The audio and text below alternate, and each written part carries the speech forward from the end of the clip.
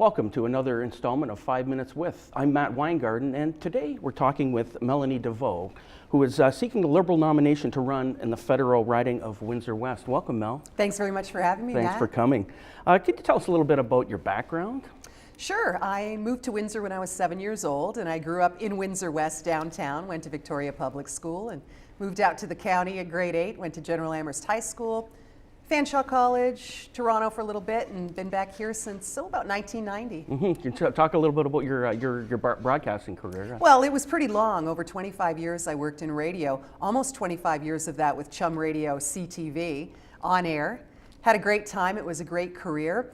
Got downsized, unfortunately, when CTV was making a lot of cutbacks, but that sort of pushed me into a new arena.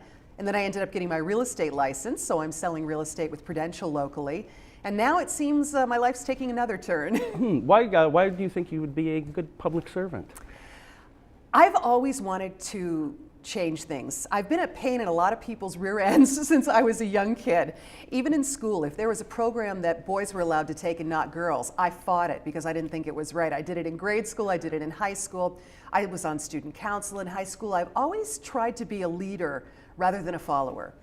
And I even was a union steward for 8.5 years when I worked at Chum Radio CTV. I think it was because nobody else wanted the job, but I was happy to take it because it was helping people who were in bad situations.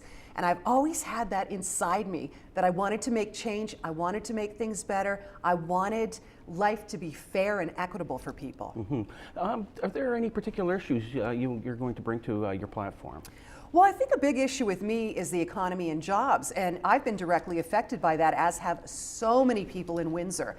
I think we need to find a better way. We need to look at pensions. We have a situation going on with the old General Chemical in Amherstburg right now. We don't know if those folks who worked there all those years are going to ever see their full pensions. I think we need to reform some laws to make sure that the people are taken care of first. But also, we have to look after the money. We're in a tough situation after the recession we've been through. So we need to make sure that our economic policies are going to work for the whole country. You're up against a tough opponent, an incumbent. Is there any way you're going to approach this situation? It's always tough with a respected incumbent. Brian Massey has been the MP in Windsor West for 9 years now. My thinking is you can't get a lot when the fourth place team represents you. I think Windsor West deserves to be a little higher up in the ranks. I think we need higher representation where we're going to have more say at the table. When you have the party representing you that has less say than the Bloc Québécois in this country, I don't know if you're getting the best representation. Where do you see Windsor, let's say, in 5 years? Where would you like it to see us? I think I'd like to see us as a more diversified city. I think we're heading in that direction. Obviously, the automotive industry isn't what it used to be. We're already looking at different directions in which to travel, and I think that's fantastic. I see us as leaders in this country. We're where the country begins, in my opinion. We are the #1 border crossing for commerce between the United States and Canada. We need to take that and own it and show the rest of the country that we are more than just a blue-collar automotive town, that we are leaders in this nation. I don't see any reason why we can't do it. What ways do you see us diversifying ourselves?